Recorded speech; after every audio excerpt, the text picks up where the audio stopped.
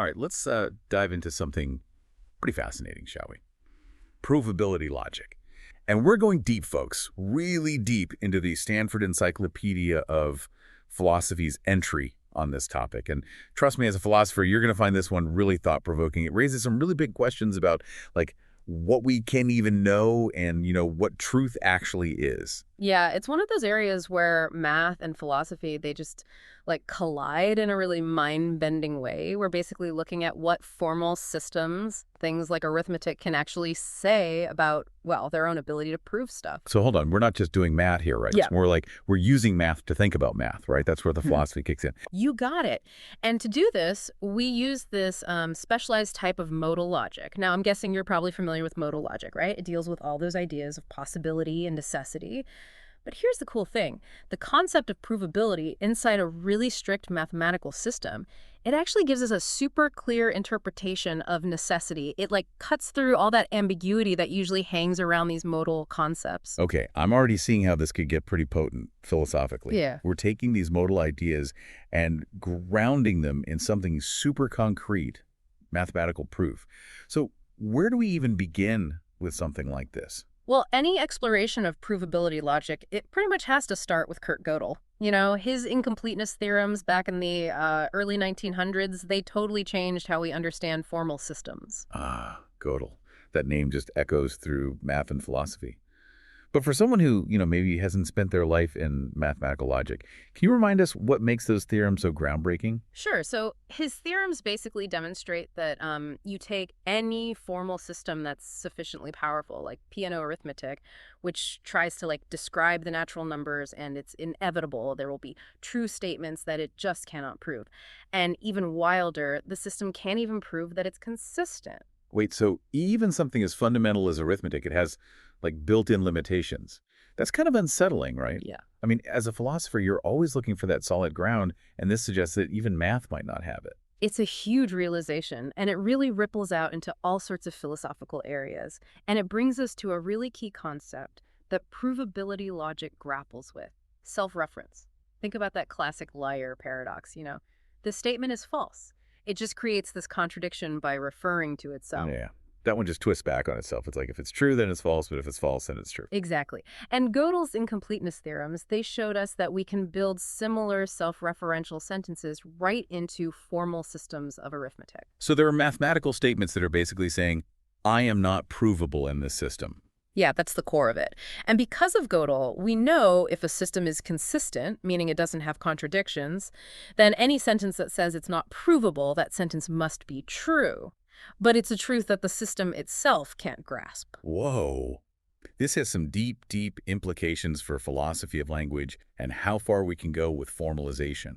If even math has these limits, what does that mean for, trying to formalize philosophical arguments and theories? It definitely brings up some tough questions. And that's where provability logic steps in. It uses those tools of modal logic, but it applies them very specifically to what formal systems can express about their own ability to prove things. It uses a special operator, a box, to show provability within a specific system. So let me get this straight. Box A would mean, A is provable in this system. It's like we're peeking into the system's self-awareness, seeing what it knows about what it can do. You got it. Provability logic, it dives into all those relationships between those boxed statements. It gives us a way to figure out what's provable and unprovable inside those formal systems. Oh man, my philosophy brain is already buzzing. But before we go too far down that rabbit hole, let's stick with the basics of provability logic. We talked about Gödel. What other key ideas do we need to have a handle on? Right. Another big one is Lubb's theorem. It tackles a question that the logician Leon Henkin asked. So, Gödel looked at sentences that claimed they were unprovable, but Henkin wondered, what happens when a sentence says it is provable? Can the system prove that sentence just because it says so? So a math statement saying, hey, everyone, I'm truthable. Does that actually make it true? It's like a weird twist on that self-referential paradox, right? It's tempting to think that, right? Right. But Lubb's theorem, it throws us a curveball. It says that a sentence claiming it's provable, well, it can only actually be proven if the sentence itself is already provable without that claim. Just shouting, I'm provable, isn't enough. It's almost like the system is saying, prove it to me first, Then we'll talk about you being provable. Exactly. It just hammers home those limitations of self-reference inside formal systems. You can't cheat your way to provability by saying you are provable. It makes you wonder, are there, like, parallels in philosophical arguments? Can you just declare your argument valid without actually, backing it up with reasons? Interesting question. It seems like there's a similar principle at play. Even in philosophy, just asserting something isn't enough. You need those external justifications. Okay, so we've got Gödel showing us the limits of provability, and then we have Lib showing us how tricky that self-reference stuff gets within those limits. Where do we go from here? Well, this is where we get to the formal system of propositional provability logic itself, often called GL, after Gödel and Lub. It's a modal logic, but it's designed very specifically to capture these principles of provability in those formal systems. So GL, it's like the rule book for how provability logic works. Think of it as the formal language we use when we're talking about and analyzing all those statements about provability. GL gives us the axioms, the rules that govern how that box operator behaves. And using those, we can figure out what logically follows from all those statements. And, it leads to some really interesting results, things you might not expect from other modal logics. Okay, now I'm really intrigued. What are some of the insights that GL offers? What does it tell us about, the nature of provability? One of the biggest things about GL is the fixed point theorem. It basically says that for any formula where a propositional variable, let's call it P, only shows up within the scope of that box operator, well, there's a unique formula without P that's equivalent in GL. This formula, it's called the fixed point. I'll be honest, that sounds pretty abstract. Can you give us like a real example of a fixed point and how it helps us understand provability? Yeah, of course. Let's say we have the formula, not box P. That means it's not provable that P.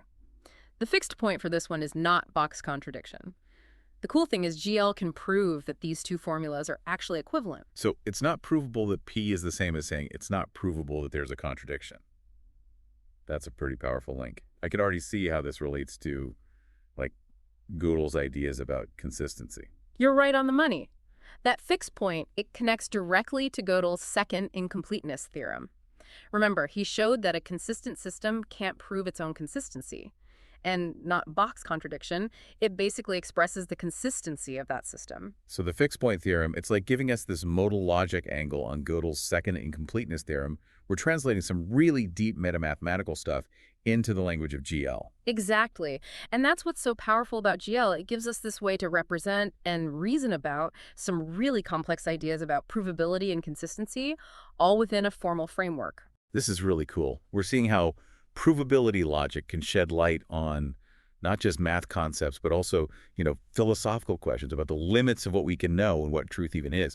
What else does GL offer as we keep exploring? It really is like we're building a bridge between that hardcore math stuff and those big philosophical questions. And GL, it's got even more to offer. But before we go too deep, maybe we should talk about how we even understand what truth means in GL. Just like other modal logics, we can use, possible worlds semantics to make sense of it. Possible worlds. That sounds kind of metaphysical for a system that's, all about mathematical proof. How does that even apply to provability logic? It's a natural connection, really. When we say possible worlds here, we're not talking about like alternate realities or anything like that. It's just a way to represent, different potential states of what's provable in a system. So it's kind of like we're checking out different paths in math. Right. Seeing what's true if we make different assumptions. Exactly. Think of each possible world as a different set of theorems that we could, potentially prove. Now, all these possible worlds, they're organized in this thing called a model, and they're connected by something called an accessibility relation. It's this relation that captures the idea that from one world, you can see other worlds that, fit with its own provability. Hold on. So if world A can see world B, it means that whatever's provable in A is also possible in B. Is that right? You got it. And for GL, this accessibility relation, it's got to have some very specific properties to really reflect how provability works. It needs to be transitive, and it also needs to be conversely well-founded. Okay, transitive, I think I get that. If A sees B and B sees C, then A has to see C as well. It's like this chain of, logical seeing. But conversely well-founded, what's that about? So conversely well-founded, it means there can't be any of those never-ending chains of worlds going upwards, where each world sees one above it. It's important because it stops us from having circles in how we think about provability. Remember Love's theorem? Yeah. All those weird self-referential loops? Well, conversely, well-foundedness, it makes sure those loops can't happen in our models. So it's like a safety net, right, to make sure Yeah, provability stays grounded and doesn't get all tangled up in contradictions. exactly. And by sticking to these kinds of models, we make sure that GL stays sound.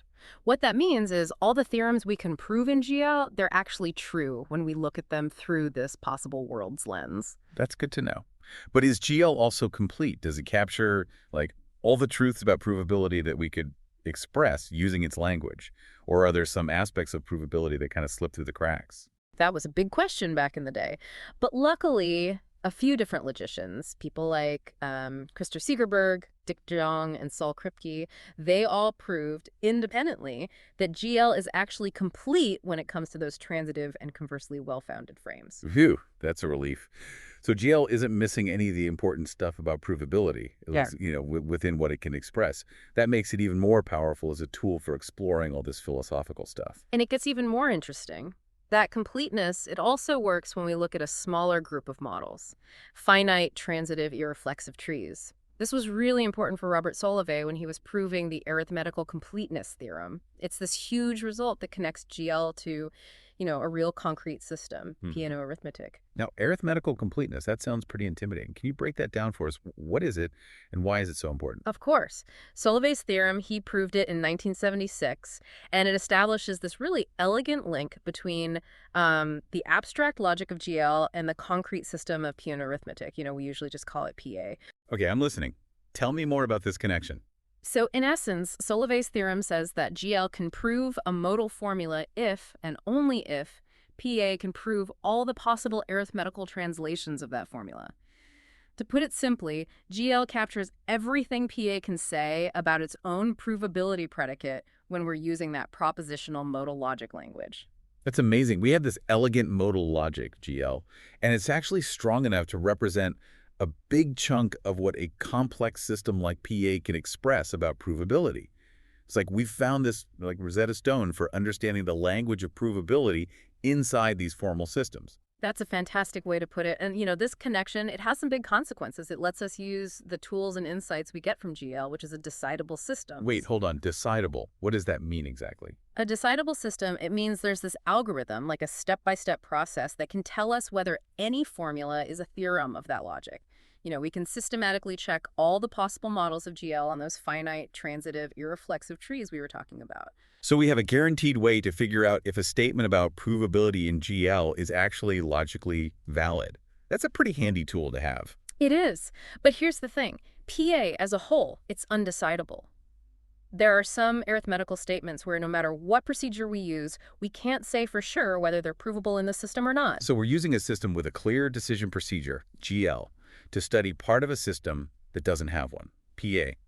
That's pretty clever. It is, and that's one of the main reasons why Solovay's theorem is so important. It gives us this really powerful way to look at parts of a system that would be, well, really hard to analyze otherwise. We can use the clarity of GL to shine a light on the more confusing parts of provability in PA. This is making me rethink how I see mathematical truth. We often think of math as being all about certainty, but this suggests is maybe a bit more complicated than that. You're absolutely right. And while we've already learned so much in this deep dive, there's still a lot more to uncover. For instance, GL's been amazing at capturing PA's provability logic, but we have to ask, does it work for all systems of arithmetic? Are there limits to what GL can handle? I'm starting to think that this whole provability thing might get even more complicated and more interesting as we go beyond PA. What are some of those other systems, and how do they challenge our understanding of GL? You're definitely picking up on that complexity. The world of these formal systems, it's huge. And as we move away from PA, that familiar ground, we start finding systems that really push the limits of what GL can express. It's like we've had this great map, GL, to guide us through provability, but now we're going off-road, and the map might not be so reliable anymore, huh? That's a great analogy. One of the big questions people have been working on is, does Solovay's completeness theorem, that really nice connection between GL and PA, does it hold up for weaker systems of arithmetic? Systems that aren't as expressive or have fewer axioms than PA? So we're trying to figure out where GL stops being universal, right? Are there systems where it just doesn't work as a tool for understanding provability? That's the million-dollar question. To explore this, we need to talk about something called sub-sub-zero subformulas. They're this special kind of arithmetical formula where all those quantifiers, the for all and there exists parts, they're bounded. It means they're restricted to a specific range, usually defined by a term in the formula itself. So instead of talking about all numbers in general, we're being more specific, focusing on a smaller set. I can see how that would make the system less expressive, less powerful. Exactly. Now, there's this theory called I sub 0 sub plus exp, and it's weaker than PA when it comes to its induction principle. The I stands for induction, which is like a core method for proving things in arithmetic. I sub 0 sub only lets us use induction on those limited sub-zero sub formulas we talked about. And the exp part, that adds in an axiom that guarantees the existence of exponentiation. So it's like we've given this theory a less powerful engine, right? Mm-hmm. And we've also limited its tools to just certain kinds of statements. Yeah. But how does all of this connect back to GL and whether it still works? Well, it turns out that for theories that meet those two conditions, proving induction for sub-zero subformulas and having that exponentiation axiom, Solovey's completeness theorem still works. GL, with its little box operator, it perfectly captures what those systems can express about their own provability. That's really interesting. So We're- even when the theory isn't as strong, GL can still navigate its provability landscape. But I'm guessing there's got to be a point where we weaken the system so much that GL just breaks down, right? Right. You're thinking like a logician, all right? And there's a theory called I sub 0 sub plus A sub 1 sub that's a tiny bit weaker than I sub 0 sub plus exp. It only guarantees a weaker kind of exponentiation called super exponentiation. For this theory, GL is still arithmetically sound. That means if GL can prove a formula, then all the ways we can translate that formula into I sub 0 sub plus A sub 1 sub, those will also be provable. But the completeness part, whether everything provable in I sub 0 sub plus A sub 1 sub can be represented by GL, that's still an open quandary. So with this weaker system, we're right at the edge of what GL can do. We don't know for sure if it can fully grasp that system's provability. That's pretty wild. It feels like exploring these boundaries, figuring out where things break down. That could really teach us about provability and the limits of these formal systems. Absolutely. And here's where it gets even more interesting. The answer to this open question, it might actually depend on some unsolved problems in computational complexity theory. How strong these theories are logically, it's deeply connected to how complex the problems are that they can solve. I'm seeing now how these seemingly abstract logical ideas, they're tied to other areas of math and computer science. It's like we're weaving together different types of knowledge, and provability logic is one of the threads connecting them. Beautifully said.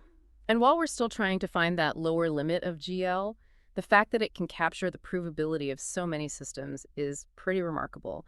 It suggests that there are these fundamental principles of provability, principles that go beyond the specifics of any single formal system. It really speaks to how powerful modal logic is, its ability to express those deep truths about proof. But you mentioned earlier that this universality of GL, it also has a downside, right? Like, it can't tell the difference between certain types of theories. You're right. For instance, GL doesn't distinguish between theories that are finitely axiomatized, the ones you can define with a finite set of axioms, and the ones that need infinitely many axioms. It treats them the same, even though they have different characteristics. So if we want to really capture those subtle differences, we need to go beyond GL. How have researchers expanded provability logic to make it more expressive, more sensitive to those finer points? One way is to add new modalities to the language of provability logic.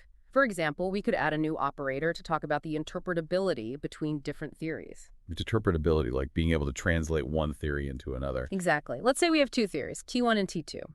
We say T2 is interpretable in T1 if you can translate systematically, the language and theorems of T2 into the language of T1 without messing up its logical structure. It's like fitting one theory inside another, making its ideas and proofs make sense in that new setting.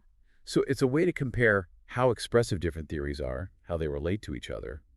How do we add this idea of interpretability into the framework of provability logic? We add in a new modality, usually represented by a double arrow, to express things like T2 is interpretable in T1, all within our modal language. And that gives us what we call interpretability logic. It's like we've added another level of analysis on top of basic provability. We're not just looking at what a theory can prove, but also how it connects to other theories in terms of interpretability. It's really cool to think about how these different levels work together. It is, and this has led to some really interesting findings. Researchers have shown that the interpretability logic of finitely axiomatized theories, it's different from the interpretability logic of PA, which needs infinitely many axioms. GL on its own can't make that distinction. So by expanding provability logic, we're getting a much more detailed picture of how these systems differ, how expressive they are, and how they relate to each other. Are there other ways to enhance provability logic to, like, capture these subtleties? Another really cool extension is adding propositional quantifiers to GL. In regular predicate logic, we have quantifiers like for all x and there exists y that talk about individual things. But propositional quantifiers, they talk about propositions themselves, statements that can be true or false. So we're not just talking about specific statements anymore. We can talk about all possible statements within a system. Exactly. This lets us formalize principles that GL couldn't handle before. Take Goldfarb's principle, for example. It says that for any two sentences, there's a third sentence that's provable if and only if either of the first two is provable. PA can prove this, but GL on its own can't even express it. It's like we're giving our logic toolkit an upgrade, right? So it can handle more complex relationships between provability and the statements in a system. But I'm guessing these extensions have their own issues. You're right. GL is decidable. We have that algorithm to check if formulas are valid. But when you add propositional quantifiers, it becomes undecidable. We lose that guaranteed method to determine if a formula in this expanded language is a theorem or not. So it's a trade-off, right? We get more expressive power, but we lose that neat decidability of GL. Makes you think about the balance between being able to express things and actually being able to compute clear answers in these logical systems. That's a deep point. And these extensions, they're really just the tip of the iceberg. Researchers have been looking at tons of other ways to expand provability logic, each with its own advantages and challenges. This whole discussion has been a wild ride. It feels like we've only just dipped our toes into provability logic. Can you give our listeners, especially the philosophy folks, a quick recap of the key takeaways? It really strikes me as how provability logic, even though it comes from that formal world of mathematical systems, it shows us these deep links between logic, math, and philosophy. It gives us a new way to look at proof, the limits of knowledge, and even the foundations of mathematical truth. It makes us think critically about how we represent knowledge and recognize that those systems have inherent limitations. And as a philosopher, I'm especially struck by how these ideas make us think about self-reference and paradox, how they can pop up when we try to formalize philosophical arguments. It reminds us that even when we're searching for rigor and certainty, we always have to be aware of those sneaky ways our reasoning can loop back on itself. That's a really profound point, and it's one of the many things that make provability logic so fascinating for those who are willing to really dive in. This deep dive has definitely changed how I understand the limits and the possibilities of formal systems. I hope our listeners have also gained a new appreciation for how powerful and philosophically relevant provability logic really is. Until next time, folks, keep those brains buzzing.